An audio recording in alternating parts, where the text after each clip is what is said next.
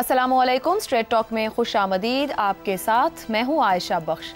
Islamabad high court ने बानी PTI और शाह महमूद कुरैशी की साइफर केस में सजा के खिलाफ अपील मंजूर करते हुए दोनों की सजा कल अदम करार दे दी। इस्लामाबाद हाई कोर्ट के चीफ जस्टिस आमिर फारूक ने मुख्तसर फैसला सुनाया। फैसला देने वाले बेंच में चीफ जस्टिस आमिर फारूक और जस्टिस मियां गुल हसन औरंगजेब शामिल हैं। इस केस की कानूनी पेचीदगियों को एक तरफ रखते हुए अगर सिर्फ हकायक को सामने रखें तो 27 मार्च 2022 को बानी पीटीआई ने इस्लामाबाद के जलसे में मीडिया कैमरों की मौजूदगी में अपनी जेब से खत निकाल कर लहराया और कहा कि उनके पास सबूत मौजूद हैं कि उनकी हुकूमत के खिलाफ बैरूनी साजिश हो रही है। इसके बाद मुसलसल बानी पीटीआई ने अमरीका में पाकिस्तानी सफीर के साइफर को बुनियाद बनाकर अपनी हुकूमत के खिलाफ साजिश का बयानिया बनाया, जिसमें बानी पीटीआई ने दावा किया कि उनकी हुकूमत के खात्मे में अमरीका का हाथ है। ताहम कौमी सलामती कमेटी इजलास में साइफर को लेकर पीटीआई हुकूमत के मौक़िफ़ की तरदीद की गई।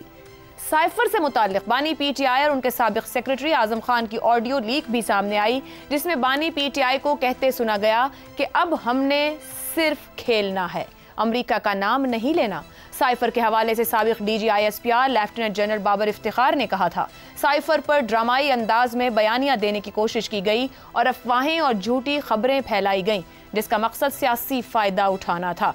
विफाकी काबीना ने इस मामले की तहकीकात FIA के सुपुर्द की। मुकदमा चलाया गया और इंतखाबात से 9 दिन कबल 30 जनवरी 2024 को ऑफिशियल सीक्रेट एक्ट के तहत कायम खुसूसी अदालत के जज अबुल हसनात मोहम्मद जुल्करनैन ने साइफर केस में बानी पीटीआई और साबिक वजीर खारिजा शाह महमूद कुरैशी को 10-10 साल कैद बामुशक्कत की सजा सुना दी। और अब आज इस्लामाबाद हाई कोर्ट ने खुसूसी अदालत के उस फैसले को कल अदम करार दे दिया। इसी मामले पर पैनल से गुफ्तगू करेंगे। हमारे साथ हैं हसन निसार, इफ्तिखार अहमद, शहजाद चौधरी और जैगम खान। प्रोग्राम का सवाल आप सभी के लिए। बानी पीटीआई साइफर के भरपूर सियासी इस्तेमाल से अदालती कामयाबी तक, क्या सरकारी वकला ने केस मजबूत तरीके से पेश ही नहीं किया? इफ्तिखार साहब, क्या लगता है, क्या केस पेश मजबूत तरीके से नहीं किया गया या यही फैसला मुतवक्के था? देखिए, बात यह है कि रऊफ साहब हैं एक पार्टी इनके लीडर, और पिछले दिनों वो इस के हवाले से और ख़ास तौर पे chief justice Islamabad high court के बारे में जिन लफ्ज़ों का इस्तेमाल कर रहे थे वो इंतहाई अफसोसनाक थे, और उनको यकीन नहीं था कि इंसाफ होगा उनके साथ, और बल्कि उन्होंने कहा कि जितनी भी साजिश हुई है उसी जज की निगरानी में हुई है। तो आज का ये फैसला कम से कम उस शख्स के लिए तो एक वाज़ेह मैसेज है कि सियासत को सियासत ही रहने दो, सियासत की बुनियाद पर जजेस पे तनकीद मत करो, जजमेंट्स के बारे में बात मत करो। अगर तुम्हें कोई अहलियत नहीं है कानून के बारे में और कानून की जो गहराई होती है तो बाज आ जाओ।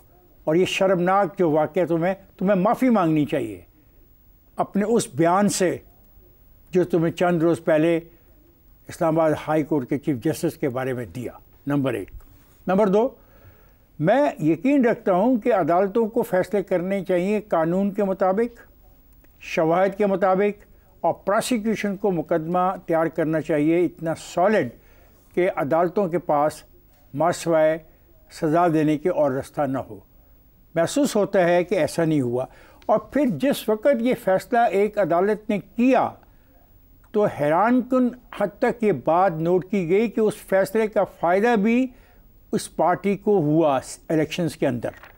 माने ये बहुत इंटरेस्टिंग केस है कि कैसे शुरू हुआ, इसका फ़ैसला कब हुआ, उसका फ़ायदा कैसे उस पार्टी को पहुंचा, किस तरीके से इस पार्टी के लीडरों ने चीफ जस्टिस ऑफ इस्लामाबाद के बारे में नाजेबा अल्फाज कहे, और किस तरीके से आज ये फ़ैसला हुआ।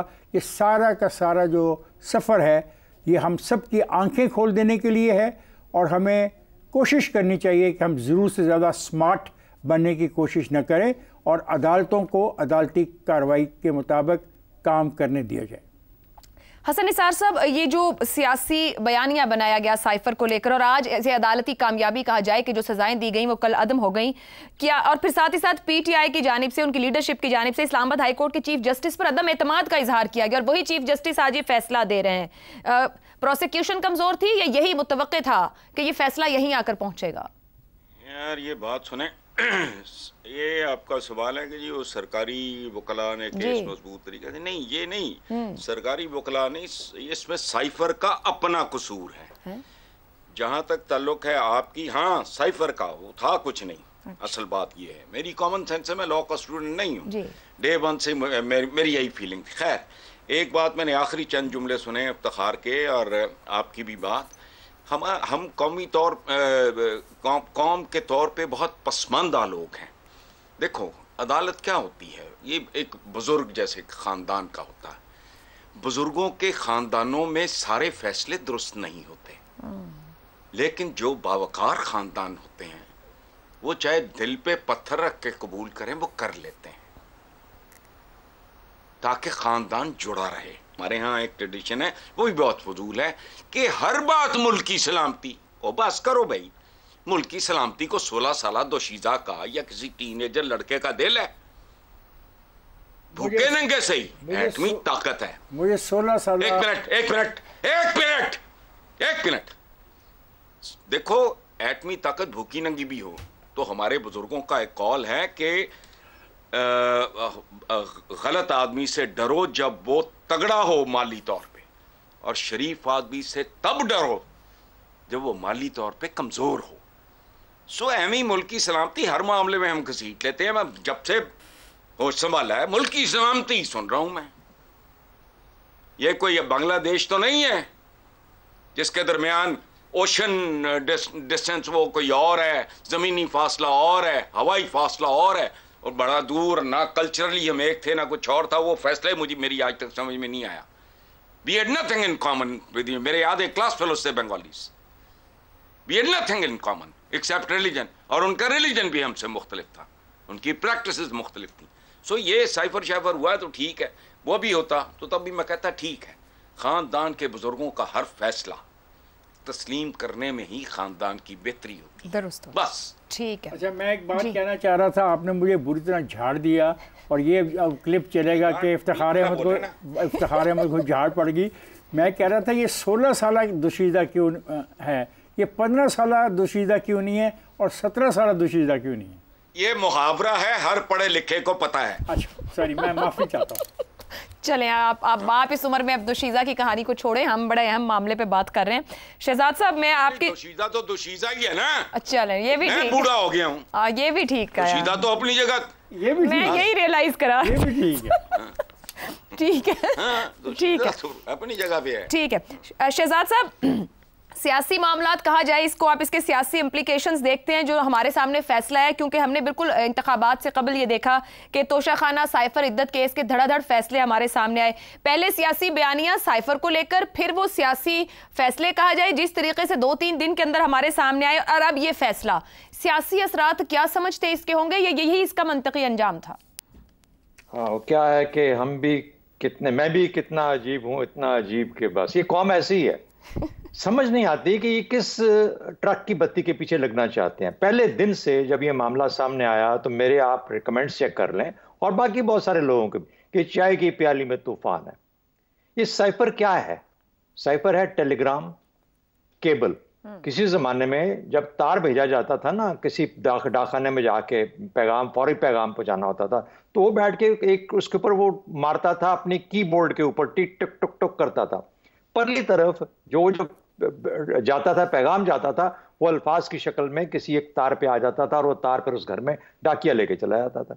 आज आप व्हाट्सएप इस्तेमाल करते हो, उस पर बड़ा बड़ा लिखा हुआ है, तुम्हारे आपके तमाम मैसेजेस एनक्रिप्टेड हैं, यानी कोई बीच में पढ़ नहीं सकता। इसका कोई अपना सॉफ्टवेयर है, सोर्स कोड है, जो कि वो कोड इस्तेमाल करता है। जब आप टाइप करते हैं वो उस कोड में 1 और 0 में ट्रांसफर होता है, और फिर वहां पे चला जाता है। ये भी एक केबल और साइफर है, और वो साइफर है जो कि सफारत खाने, क्योंकि मैं सफारत खाने का तजर्बा रखता हूं, 2 मेरे द्वार हैं सफारत खानों के अंदर, तो मैं जानता हूं कि साइफर जो है उसकी हैसियत बिल्कुल बहुत जरूरी है पाकिस्तान और कौमी सतह के ऊपर, और उसको लीक नहीं होना चाहिए।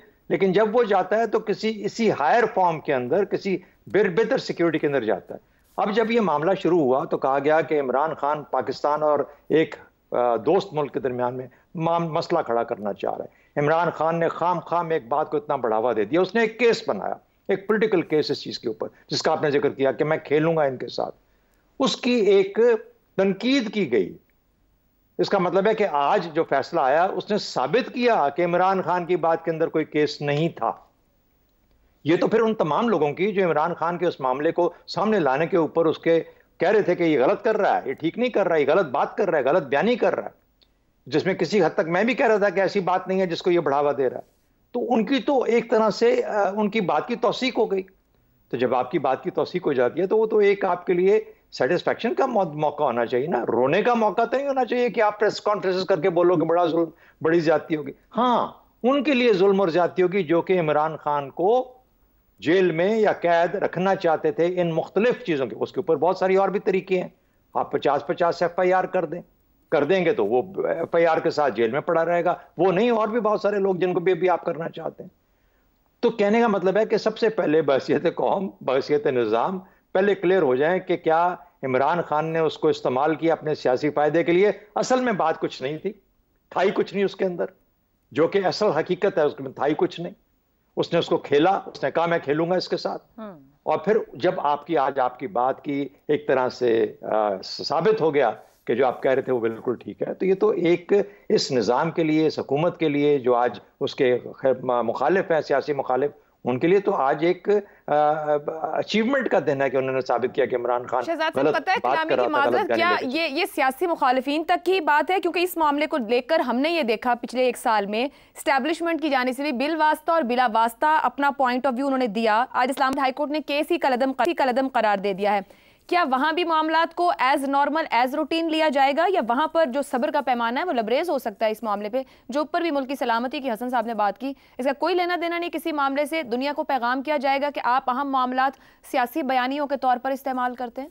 मेरा ख्याल है कि अगर लास्ट जो मुझे पता है कि जो लोग इस्टेब्लिशमेंट जिनको कहा जाता है, वो भी 2 कान उनके थे अभी तक, फिलहाल सुनते थे बातें, वो उनके कान मौजूद थे, कानों के बगैर अभी तक एस्टैब्लिशमेंट क्रिएट नहीं हुई थी। तो जब मैं बात कर रहा हूं तो उसमें एस्टैब्लिशमेंट के भी कुछ लोग सुन रहे होंगे, बाकी भी लोग सुन रहे होंगे, वो बड़ी समझदार वाले, हमसे ज्यादा समझ वाले लोग हैं, उनके इंटेलिजेंस का निजाम हमसे भी बेहतर है।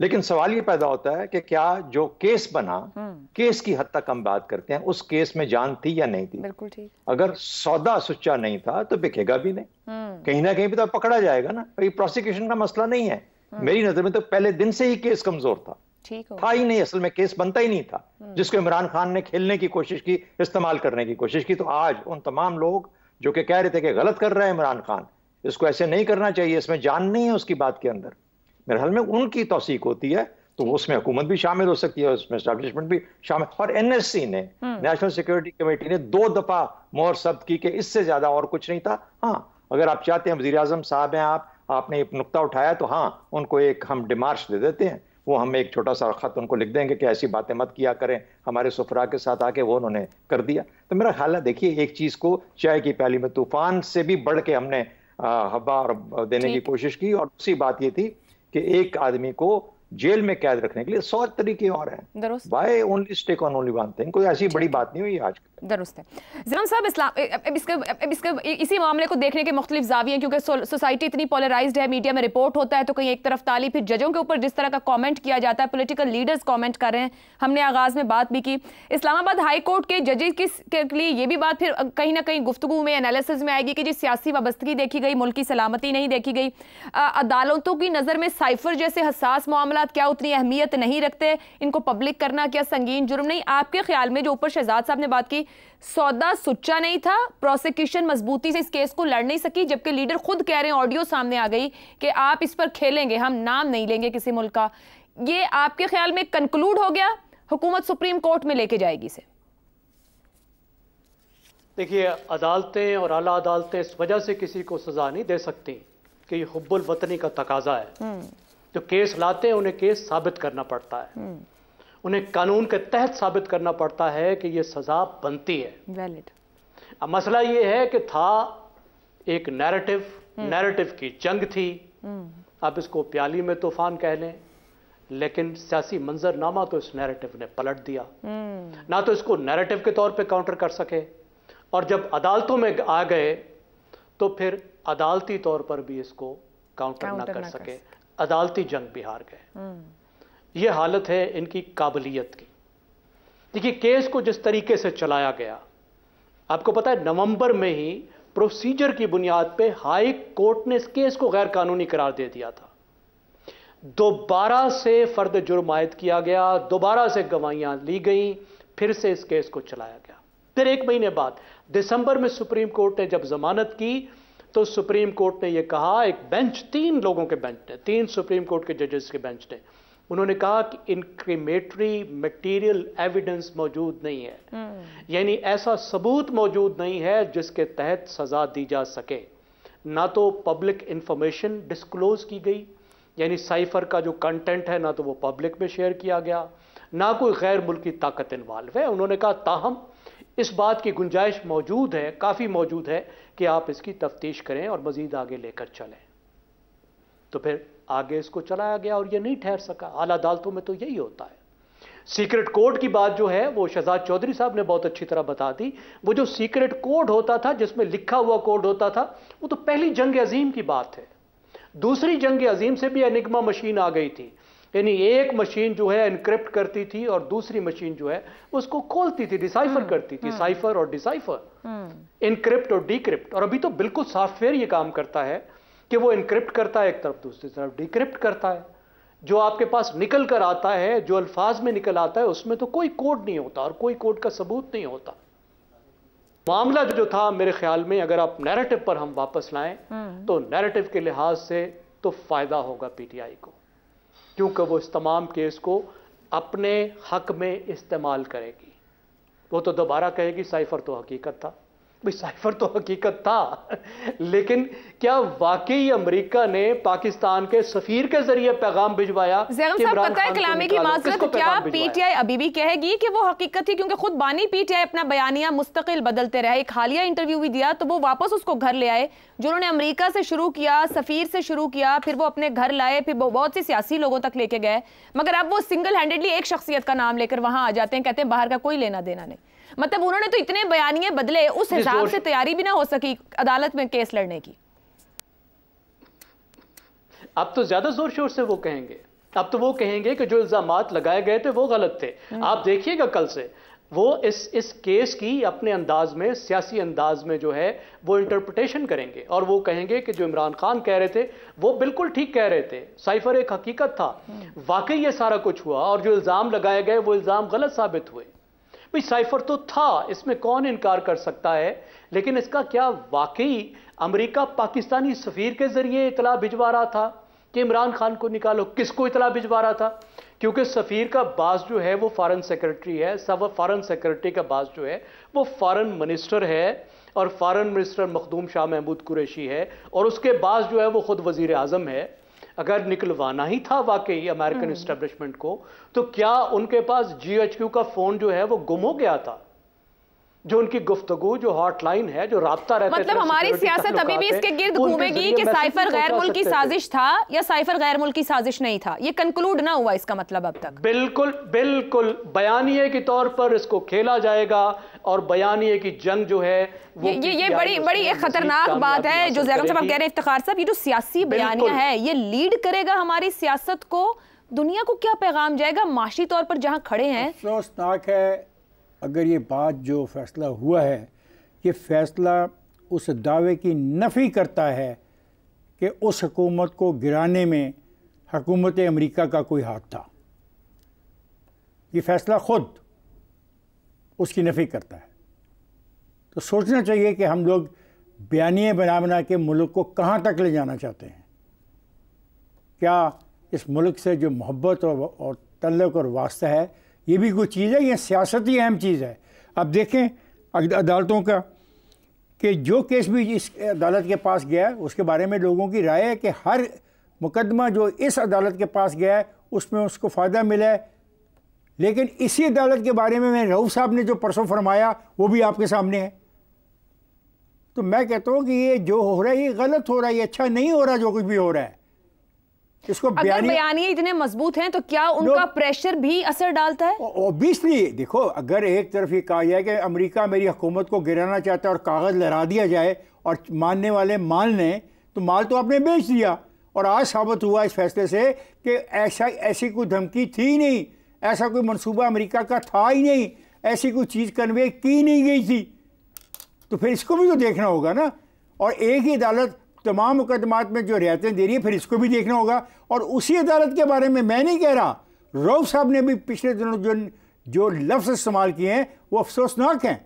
तो हम कर क्या रहे हैं, हम कर क्या रहे हैं? ये संजीदा मामला है, यानी आखिरी अदारा है आपका अदालतें।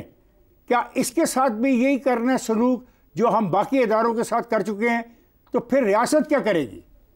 रियासत का इंजाम फिर क्या होगा? फिर सरकारी वकीला को मजबूत केस बनाना चाहिए ना प्रोसिक्यूशन को, आप सबूतों के साथ। मैं तो हमेशा कहता हूँ, देखो मैं तो हमेशा कहता हूँ कि 9 मई में क्या हुआ, वीक प्रोसिक्यूशन की वजह से हुआ ना। तो मैं तो कानून में यकीन रखता हूँ कि जब तक प्रोसिक्यूशन के पास सबूत नहीं है तो न कहे यहाँ पे प्रोसिक्यूशन का इशू नहीं है। इफ्तिखार साहब, अगर सियासी बयानिए अदालतों में लैंड करेंगे, ऊपर ज़ैगम साहब ने कहा ना सियासी बयानिए की हर 2 सूरतों में जीत हो गई, अगर सियासी बयानिए लैंड करेंगे। अफसोसनाक जीत है कि एक ऐसी चीज जो एक मुल्क ने आपको थ्रेट किया ही नहीं, आपको डिस्टेबलाइज किया ही नहीं, आपको इक़्तिदार से महरूम किया ही नहीं, और आपने वो बयानिया बेच दिया और हमारे नौजवान नस्ल ने वो बयानिया खरीद लिया। उनको भी मुबारक जिन्होंने बयानिया बेचा, और उनको भी मुबारक जिन्होंने बयानिया खरीद दिया, और अदालत को भी मुबारक कि आज उसने ये बात कह दी। ठीक है जी शहजाद साहब। मैं ये कह रहा हूं कि जब केस था ही नहीं, बनता ही नहीं था इस पर्टिकुलर केस के अंदर, तो उसको किस तरीके से अदालत में ले जाया जा सकता है? और अदालत में ले जाके चले आपने झूठा केस या जैसा भी बना दिया, उसको अब साबित करना तो सबसे बड़ा मुश्किल काम होगा, क्योंकि वो केस असल में एग्जिस्ट ही नहीं करता। जब उसने कहा कि मुझे साइफर दिखाओ, वो कॉपी किधर है, साइफर किधर है, उसने कहा वो तो नहीं हम दिखा सकते। अच्छा लिखा क्या है? उसने कहा मुझे नहीं पता, मैंने नहीं पढ़ा क्या लिखा। तो आपका केस तो वहीं खत्म हो जाता है ना। तो इसलिए अब आप जब स्लिपरी स्लोप पे जाओगे, ऑफिशियल सीक्रेट एक्ट के नीचे ही बेशक जाओ, तो फिर उसके बाद आपको सबूत ही तो लाना पड़ेगा। बिल्कुल। अब इसी तरीके से एक और बहस चल रही है। ऑडियो आरियो के प्ले अप करेंगे इसके साथ, इस साइफर को लेके हम, ये भी मैटर नहीं कर रहा होगा वहां पे। हाँ, ये भी। और दूसरी बात एक और भी आजकल बहस हो रही है ना कि अगर इस तरह के मामलात पुराने और जिनको के सियासी बुनियादों पे हम आगे लेके आएंगे, जब उनको साबित करने का वक्त आएगा और बातें ज्यादा खुलती हैं तो पता लगता है। हमारी जिम्मेदारी क्या है कि हमारे सुनने वाले इन चीजों को पहचाने। ये सियासी बयानियों की बात नहीं है, ये असल में हकायक को जानने का सफर है। और हकायक को जानने का सफर यह है कि जो साइफर, टेलीग्राम, केबल, इस किस्म की जो चीजें होती हैं, इनकी हैसियत वही है जो कि आपके व्हाट्सएप के मैसेज की है। आपकी हद तक, कौमों की हद तक इसकी सिक्योरिटी ज्यादा सीरियस होती है, और वो फिर कौमों के कंट्रोल में होती हैं चीजें। लेकिन जब वो लफ्ज बन जाते हैं तो फिर उससे किसी किस्म का खुदा न खासा नुकसान नहीं होता। ठीक है जी, एक ब्रेक लेते हैं, ब्रेक से वापस आएंगे तो बात करेंगे आपके मफाद की।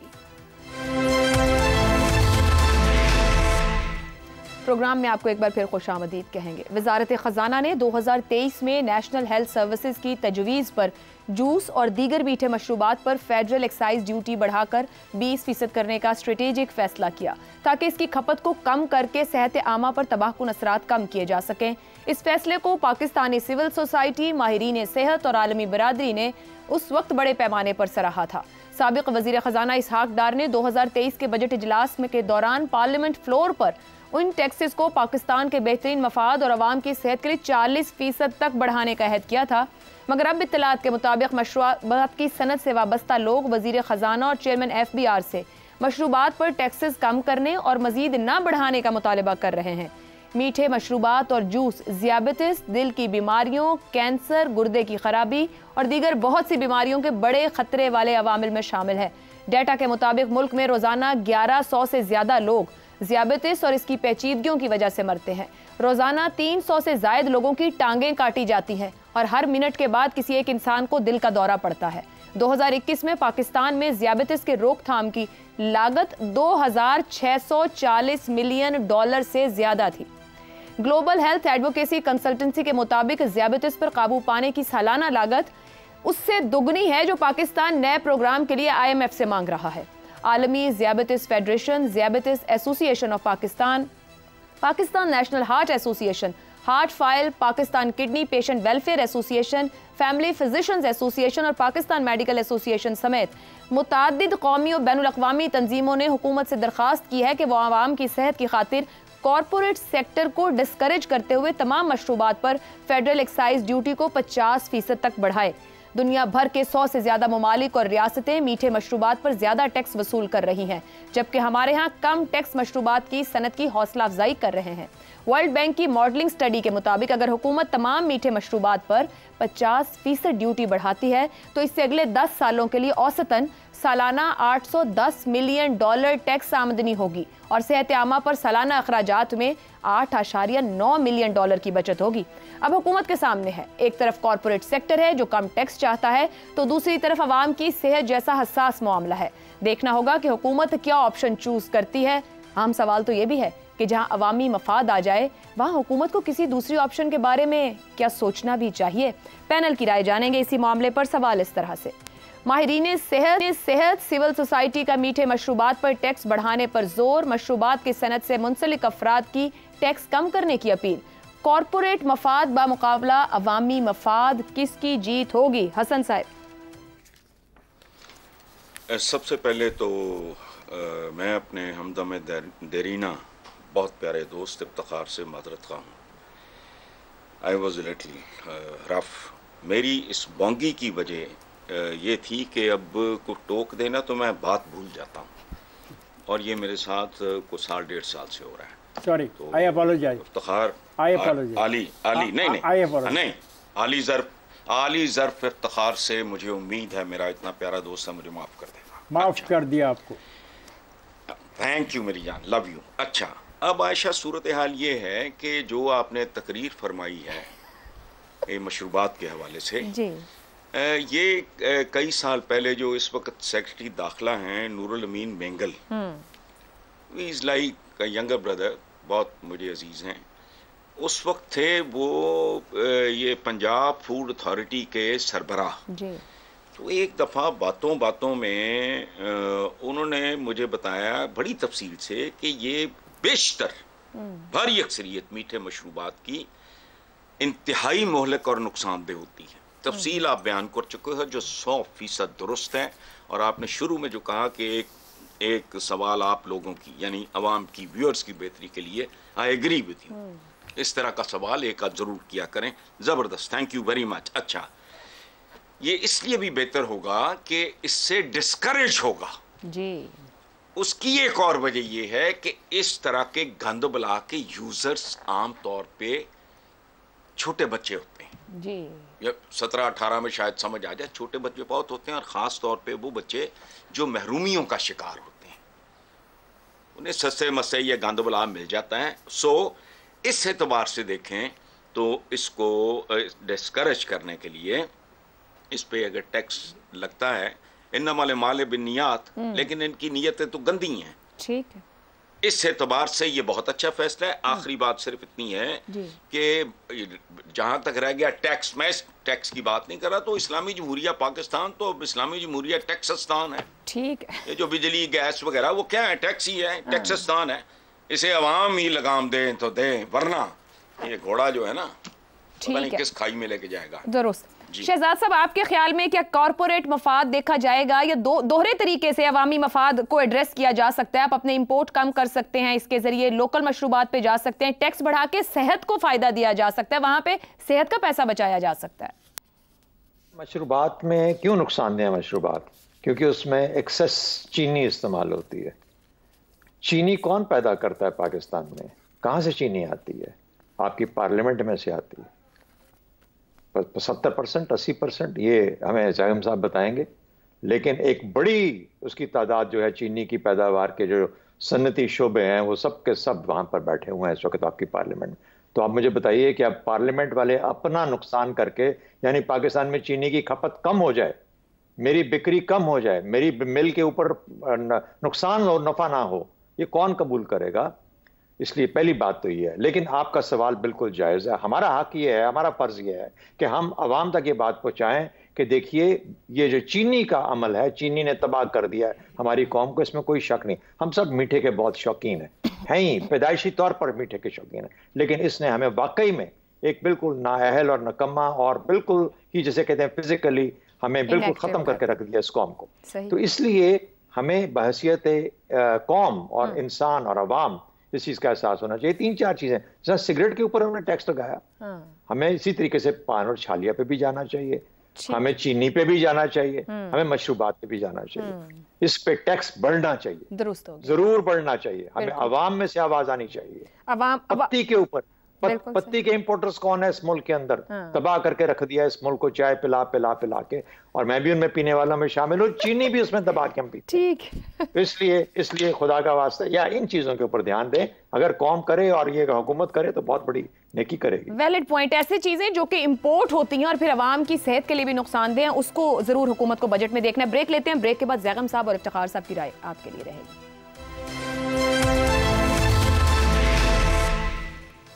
ज़ैगम साहब, ज़ियाबतीस पर काबू पाने की सालाना लागत IMF प्रोग्राम से दुगनी है। आपके ख्याल में क्या ड्यूटी बढ़ाई जानी चाहिए और इससे बचत की जा सकती है? ऐसी तजावीज़ क्यों नहीं हुकूमत लेती है? जो ज़ियाबतीस पर आपने बताया कि कंट्रोल पाने की, यानी उसकी इलाज करने की, होने के बाद इलाज करने की, वो खर्च कितना है वो आपने बताया IMF से ज़्यादा है जी। लेकिन जो कौम को नुकसान पहुँचता है, जो एक बीमार कौम की प्रोडक्टिविटी मुतासर होती है, उसकी वजह से जो मईशत मुतासर होती है, उसका तो हिसाब भी नहीं लगाया जा सकता।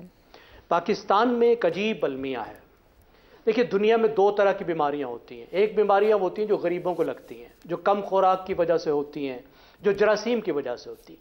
दूसरी बीमारियां वो है जो अमीरों को लगती हैं, जो ज़्यादा खाने की वजह से होती हैं, लाइफ स्टाइल की। हमारे यहाँ हालत ये हो गई है, गरीबों को गरीबों की बीमारियाँ भी लग रही हैं, वो भी दुनिया में सबसे ज़्यादा हैं, और उनको अमीरों की बीमारियाँ भी लग रही हैं।